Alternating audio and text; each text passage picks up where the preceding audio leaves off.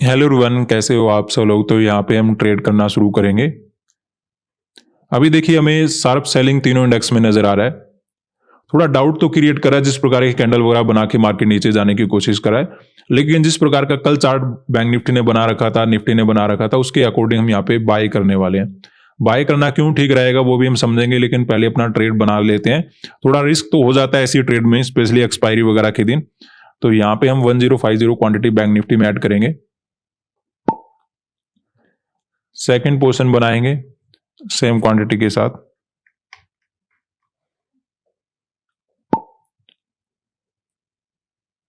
Sensex में add कर लेते हैं 840 क्वांटिटी, और निफ्टी में आज एक्सपायरी रहेगा, यहां पर ऐड कर लेते हैं 1275 क्वांटिटी। अब देखिए जिस प्रकार का रिजेक्शन है, देखने में ऐसा लग रहा है कि थोड़ा सा रिस्क है यहाँ पे बाय करने में, और ऐसा लगता है कि यहाँ पे फर्दर और ज़्यादा वेट करना चाहिए। लेकिन देखिए जिस प्रकार की सिचुएशन है, निफ्टी और बैंक निफ्टी सपोर्ट वगैरह के आसपास आए हुए हैं। इससे भी ज़्यादा इंपॉर्टेंट है, अगर मार्केट इस लेवल से नीचे जाता है तो फिर मार्केट के अंदर कोई बड़ा सेलिंग भी हो सकता है। जैसे हमें सेंसेक्स में नजर आ रहा है, सपोर्ट वगैरह के नीचे काम करना शुरू कर दिया है।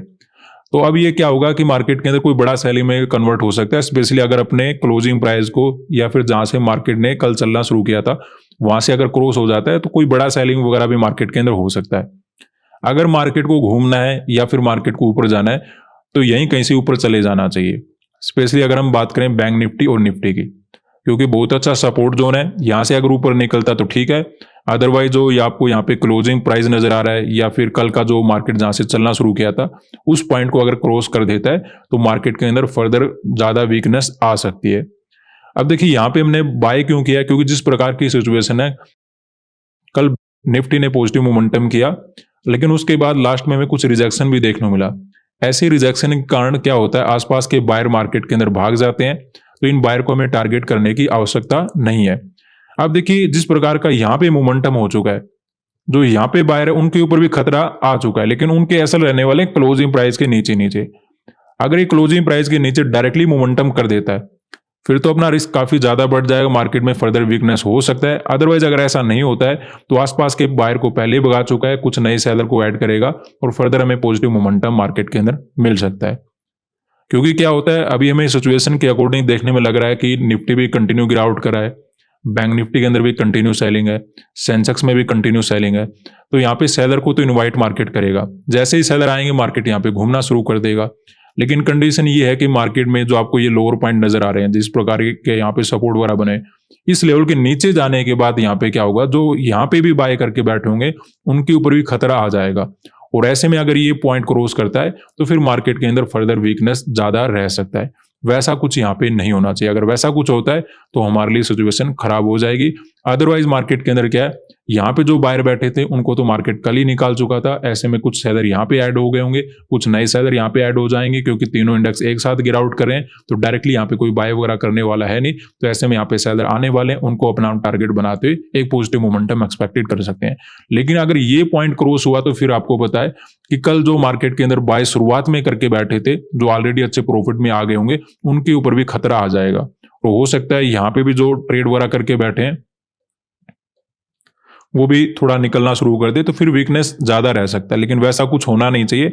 अगर इस प्रकार का कंटिन्यूस सेलिंग ना होकर डायरेक्टली गैप डाउन वगैरह ओपन हो जाता फिर हमें थोड़ा सा और देखना पड़ता है मार्केट को। लेकिन जिस प्रकार का कंटिन्यूस सेलिंग है, लगता है कि ट्रैप वगैरह बनाएगा और मार्केट के अंदर रिकवरी वगैरह हो जाना चाहिए, यानी कि यहाँ पे हमें ज्यादा लॉस वगैरह नजर नहीं आना चाहिए।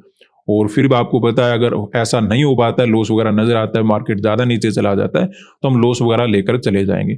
वहां पे ऐसे नहीं कि मार्केट को ऊपर ही जाना चाहिए, अवरेज वगैरह करेंगे। गलती वहीं पे होती है जहां पे अवरेज वगैरह करना शुरू कर देते हैं कि मार्केट में गिरावट हो रहा है, हमने यहाँ पे बाय करके बैठ गए हैं, लेकिन मार्केट जब नीचे जाएगा तो ऐसे लगेगा कि यहाँ से ऊपर नहीं गया तो यहाँ से ऊपर चला जाएगा। उस सिचुएशन को देखकर कभी हम अवरेज वगैरह नहीं करते। ट्रेड या तो सही जाएगा या फिर गलत जाएगा, जो मिलेगा वो हम लेके निकलेंगे।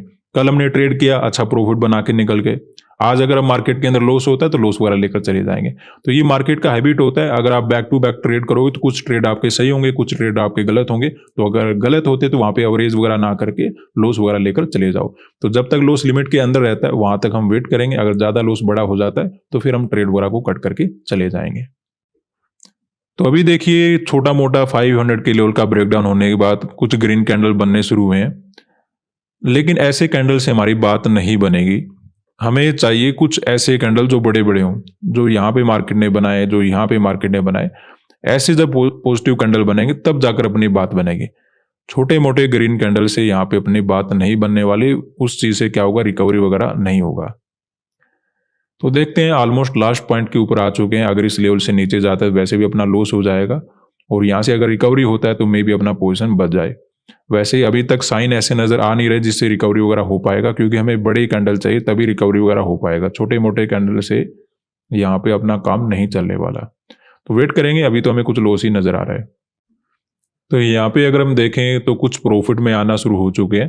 हालांकि अभी तक कोई बड़ा प्रॉफिट तो नज़र नहीं आ रहा, लेकिन एक रिकवरी होना शुरू हो चुका है। देखते हैं ये रिकवरी कैसा बन पाता है मार्केट के अंदर, क्योंकि देखिए जब कंटिन्यूस सेलिंग होता है या फिर मार्केट के अंदर पॉजिटिव मोमेंटम आना शुरू हो जाता है, तो एग्जैक्टली अंदाजा लगाना कि मार्केट गिरता हुआ मार्केट कितना नीचे गिरेगा या फिर जब रिट्रेसमेंट होता है कितना ऊपर जाएगा, वो तब पता चलता है जब मार्केट रुकता है। ठीक है, यानी कि जब ये ऊपर जाएगा, यहाँ पे थोड़ा होल्ड करना शुरू करेगा, तब पता लगेगा ये मार्केट ऊपर जाएगा या फिर एक्चुअली नीचे जाने वाला है। कंटिन्यूएशन में कुछ ज़्यादा पता लगता नहीं कि मार्केट कहाँ पे रुकने वाला है, कहाँ पे नहीं रुकने वाला। वहाँ पे जस्ट आपको ऑलरेडी जो चार्ट बनाओ उसके अकॉर्डिंग आइडेंटिफाई करना होता है कि कहाँ पे आप ट्रेड वगैरह बना सकते हो। अदरवाइज क्या होता है, मार्केट यहाँ तक भी मोमेंटम कर सकता है, फर्दर और भी ज़्यादा जा सकता है। ऐसा ही हमें रिट्रेसमेंट में नजर आ रहा है कि मार्केट ने अगर यहाँ पे ग्रीन कैंडल बनाने शुरू कर दिए, अब ये अगर ये रुकेगा ना, यहाँ पे कुछ टाइम होल्ड करेगा, फिर पता लग जाएगा कि मार्केट में कैसे कैंडल बने, फर्दर ऊपर जाएगा या फिर मार्केट नीचे गिरने वाला है। अगर ये ऐसा ही कैंडल बनाता जाए तो पता नहीं लगेगा कि मार्केट कहां तक जाएगा। जैसे ही रुकेगा उसके बाद कंफर्म हो जाए मार्केट कहां पे रुका है, 83,500 के आसपास रुका है या फिर पहले रुककर मार्केट ने नीचे चलना शुरू कर दिया, उस चीज से क्लियर हो जाता है कि मार्केट में फर्दर मोमेंटम कैसा होने वाला है। तो इसी तरीके से हमें मार्केट को आइडेंटिफाई करना होता है। तो अभी हम वेट करेंगे, देखते हैं क्या होता है। अभी हमें फिर से लॉस वगैरह इंक्रीज होना शुरू हो चुका है, तो यहाँ पे अपनी ट्रेड को हमें कट करना होगा, क्योंकि लॉस लिमिट के बाहर जाना शुरू हो चुका है और ऐसे में रिकवरी के कोई भी साइन नज़र नहीं आ रहे। छोटा मोटा जो रिकवरी हुआ था वो भी सेलिंग में कन्वर्ट हो गया। तो ऐसे में अपना ट्रेड वगैरह मार्केट के अंदर कट कर लेते हैं, क्योंकि जहाँ तक हम सही हो सकते थे वहाँ तक हमने वेट किया। जब तक लॉस का लिमिट खत्म नहीं होता वहाँ तक हम वेट कर सकते थे, लेकिन इस प्रकार की सिचुएशन में बैठे रहना वो गलती होगा, क्योंकि यहाँ पे क्या हो सकता है, बड़ा लॉस हो सकता है और मार्केट क्या कर सकता है, कंटिन्यूस सेलिंग में जा सकता है। हो सकता है यहाँ पे मार्केट थोड़ा साइडवेज भी आपको नजर आए कि मार्केट ना ही तो ज्यादा नीचे जा रहा है ना ही ज्यादा ऊपर जा रहा है, वैसा समथिंग भी यहाँ पे मोमेंटम हो सकता है। लेकिन उस मोमेंटम में भी अपना बेनिफिट नहीं होने वाला, क्योंकि लॉस अपना लिमिट के बाहर जा चुका है। वैसे में जैसे ही नीचे चलना शुरू करेगा या फिर साइडवेज होकर दोबारा से गिरना शुरू करेगा तो नेट में प्रॉफिट बनाना बड़ा ही मुश्किल होगा। तो जो ट्रेड ऑलरेडी गलत हो चुका है उस ट्रेड में वेट करने का कोई बेनिफिट है नहीं। तो यहाँ पे हमने मार्केट के अंदर बाय क्यों किया था, क्योंकि जिस प्रकार की सिचुएशन थी, मार्केट के अंदर पॉजिटिव मोमेंटम कल हुआ था, लेकिन लास्ट में हमें कुछ रिजेक्शन मार्केट के अंदर नजर आ रहे थे। तो ऐसे में देखने में लग रहा था कि जो आसपास के बायर उनको भगा चुका है, तो इन बायर को टारगेट बनाने की आवश्यकता नहीं है। कुछ सेलर यहाँ पे आ गए होंगे, जिस प्रकार का यहाँ पे मोमेंटम हो रहा था, नए सेलर ऐड हो सकते थे। इन्हीं को टारगेट बनाने के लिए हमने मार्केट के अंदर बाइंग साइड का ट्रेड बनाया था, लेकिन वैसा ना करके मार्केट कंटिन्यू सेलिंग में चला गया। स्पेशली सेंसेक्स और अपना बैंक निफ्टी के अंदर भी साथ में सेलिंग देखने को मिला, तो ऐसे में हमें निकल ही जाना ठीक लगा। आज के लिए इतना ही, धन्यवाद।